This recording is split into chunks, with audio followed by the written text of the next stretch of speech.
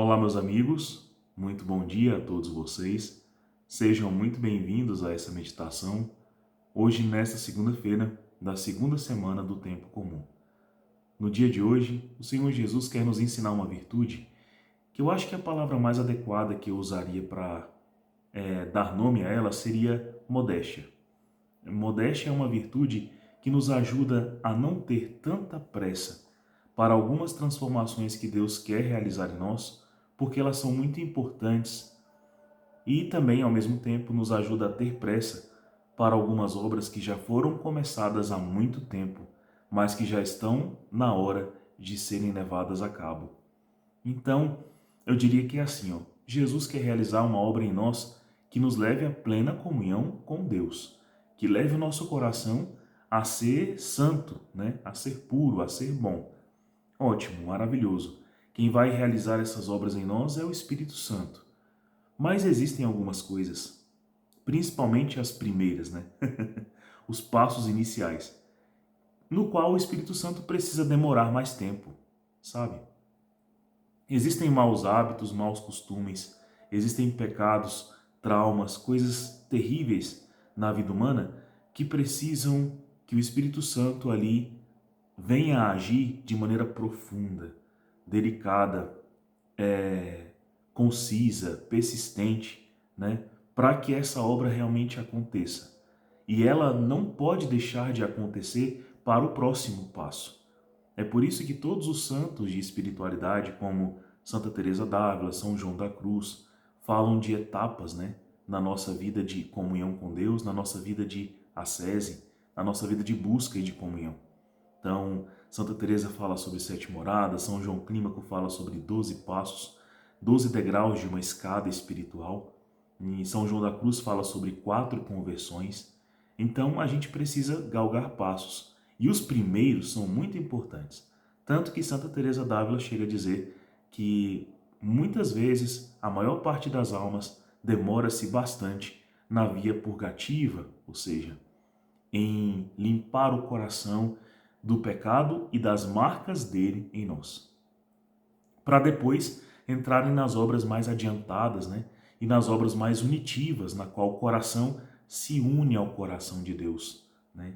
Que nos assemelhamos mais ao nosso Senhor. Mas o Espírito Santo precisa realmente, a depender até de como foi a vida, né, da pessoa, aprofundar-se de maneira concisa ali no nosso coração. E para algumas outras obras, né, já existe natureza, essência, força, coragem, ânimo, mudança suficiente para que aquilo já seja levado a cabo. Por exemplo, você já tem a obra suficiente para não matar. Você já tem a obra suficiente para não roubar. Você já tem a obra suficiente para irar-se menos. Você já tem, né, algumas coisas aí. Então, só que existem algumas coisas que a gente também já tem, só que elas ainda não são praticadas. Por exemplo, a gente já tem a característica para não falar palavrão. A gente já tem o dom para dar aos outros um conselho acertado sobre o conhecer de Deus, para encorajar o próximo a conhecer e amar a Deus. A gente já tem, a gente recebe isso demais. Só que não colocamos em prática. A modéstia nos ajudará então a colocar isso em prática. Ao mesmo tempo em que a modéstia nos ajudará também a ter esse recolhimento, essa parte de botar no segredo, no secreto, aquelas obras que o Espírito Santo está realizando e que precisam da minha contribuição.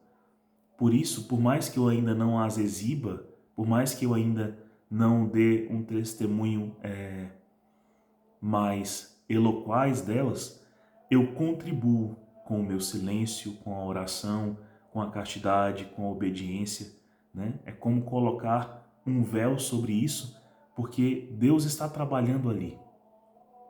Enquanto eu vou robustecendo essa virtude que Deus quer em mim, como a castidade, como a obediência, como a fidelidade a Deus, a assiduidade sacramental, a assiduidade no sacramento da confissão, a união com a igreja, né? Então, são virtudes que Deus vai alcançando de maneira mais profunda com o passar da graça, do tempo, das oportunidades, e que eu vou botando tudo isso em silêncio, em recolhimento, contemplando, amando a Deus e permitindo que essa obra se conclua em mim. Então, eu chamaria essa virtude de modéstia, sabe? É expor, revelar a pressa do que já está feito, consolidado, do que já foi alcançado e praticar conforme isso, mas também ter um momento de recolhimento para que Deus haja na intimidade do que Ele está colocando ali. E para isso, né, hoje é exigido no Evangelho algumas atitudes dos apóstolos, né? E Jesus é como se explicasse assim: calma, tenha paciência, eles estão agindo com modéstia, né? Então, eu achei belíssima o Evangelho hoje e ele me tocou nessa parte. Está narrado em Marcos 2, versículos de 18 a 22. Vamos rezar pedindo que o Espírito Santo nos ajude ainda mais a compreender essa palavra.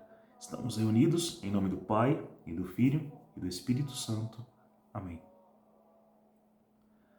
Ó Senhor Jesus, nós te louvamos, te bendizemos por todo o bem que tens realizado em nossa vida, por ser tão presente, tão constante em nosso coração. E te pedimos, Senhor Jesus, realize toda a obra necessária em nossa alma para que mais venhamos a vos conhecer, vos amar, vos obedecer e vos agradar.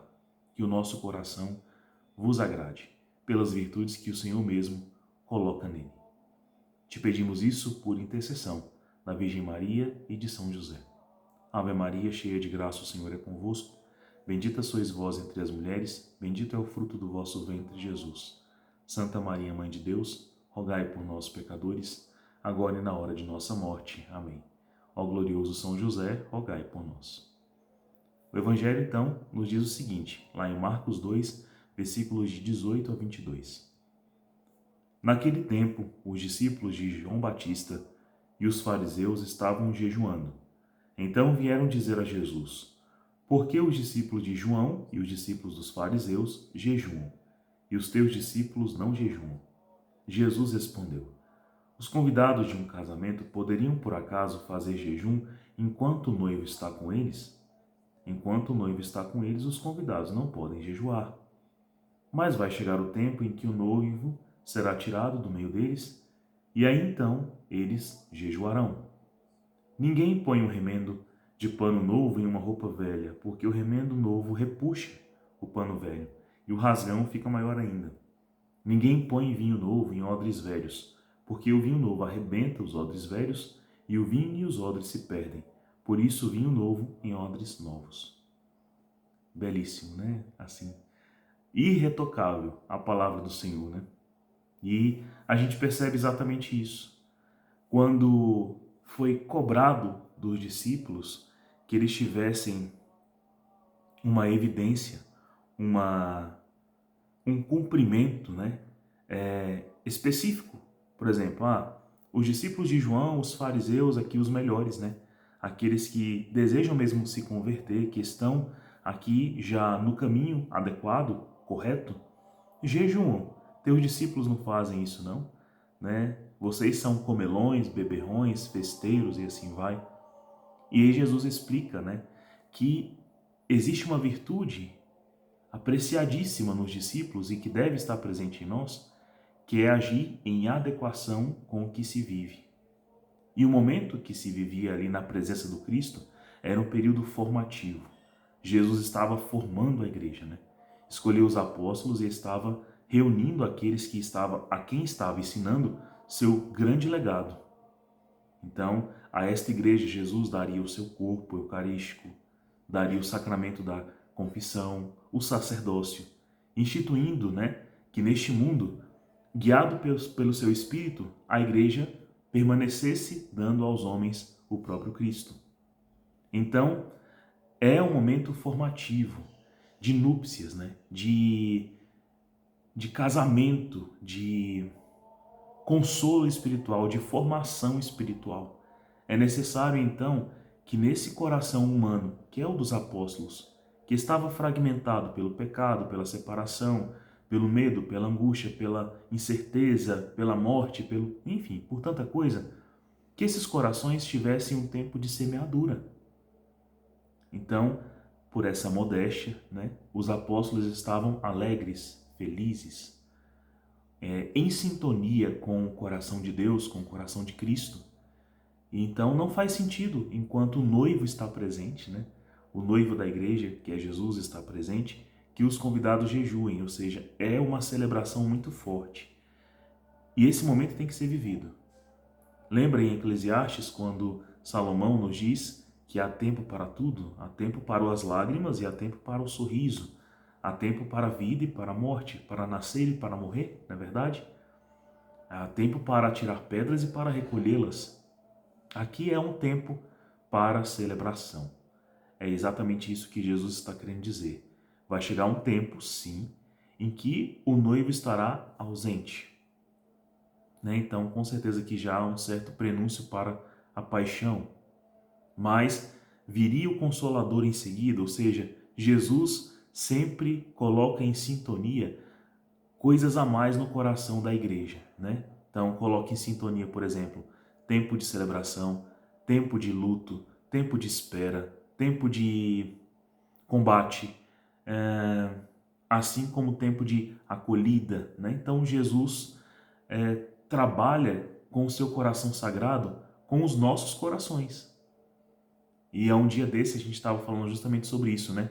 Que a gente pensa bastante na nossa razão, na nossa inteligência, que deve ser arrastada para Deus para convencer a nossa vontade para ir junto para lá, perfeito, magnífico, assim vai a alma para Deus, mas também nós somos humanos. E nós humanos temos a nossa memória, nossos afetos, nossos sentimentos, nossas emoções, todas elas também podem ser e devem ser purificadas e devem estar em sintonia com o que se crê, com o que se espera, com o que se vive. Jesus quer um coração inteiro para ele, né?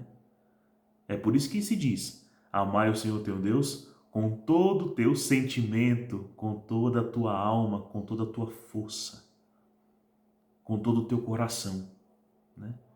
É assim que a gente resume todo o teu coração. Não só a inteligência e a vontade, mas também teus afetos, tua memória, teu tudo. E aqui Jesus reflete exatamente isso. E ainda complementa, né, que nessa modéstia, além de viver conforme o que é necessário, por isso, se é tempo de noivado, é tempo de noivado. Se é tempo de namoro, é tempo de namoro. Se é tempo de casamento, é tempo de casamento, né? Se é tempo de núpcias, é tempo de núpcias. Se algum dos cônjuges está doente, é tempo de oração. Pode até haver separação de corpos naquele momento, porque se busca uma graça que restabeleça a saúde. Mas logo, logo devem voltar à vida de casal, que é de comunhão e conjunção de tudo, né? De bens espirituais, bens materiais, de espírito, de alma, de vontades, de inteligência e de corpos. Isso é modesto, porque é coeso, é tudo coeso, né? Então Jesus busca essa coesão. E ele até dá exemplos, não antecipe a obra que ainda não aconteceu, mas tenha pressa para aquela que já foi feita. Por isso não se põe remendo novo em pano velho, senão o rasgo aumenta. O pano novo vai repuxar o tecido velho. E ninguém também coloca vinho novo em odres velhos, mas vinho novo para odre novo, porque os dois se conservam. O odre vai ficando mais robusto para aguentar o vinho e o vinho vai apurando-se em sabor, tornando-se mais doce, mais apurado, mais rico e delicado. Assim é que nós devemos fazer com a graça que nos é dada. Respeitar os momentos. As obras que já deveriam ser feitas, vai lá, meu filho, faça, ela já está pronta. Já está na hora de saborear este vinho que foi apurado em você e conservado. Por que você tenta ser, uma pessoa tão... que não existe mais, sabe? Por que eu vou tentar ser o velho Fábio? Por que esse Se Deus já me renovou em tanta coisa, não faz sentido, entende? Então, se Deus já te renovou em algumas coisas, viva conforme isso. Seja novo, seja bom. Mais algumas coisas que precisam ainda mudar, olha, esconda, põe silêncio, oração, reveste-se da palavra, né? Não é uma falsa humildade, é uma modéstia. E peça para Deus, corrige isso aqui em mim. Vai apurando isso daqui para que eu consiga viver conforme o que o Senhor realizou. Né? E depois sim, viva. Né? Então, por exemplo, um sacerdote ou um religioso que tem por voto a castidade celibatária, quando que começou essa obra? Começou desse jeito. Eu vou entregar a minha intimidade para Deus e Ele vai trabalhar nela, né? Para que no futuro, na ordenação, nos meus votos, nas minhas renovações, isso já seja uma obra alcançada. E alcançada foi como? Com modéstia. Porque eu deixei Deus me saciar aonde era necessário ser saciado para que essa decisão fosse extremamente salutar, bem-vinda, né? E possível. E é isso, meus irmãos. Que maravilhoso termos um Deus assim, que sabe o tempo de tudo. Deus abençoe você. Tenha um santo dia.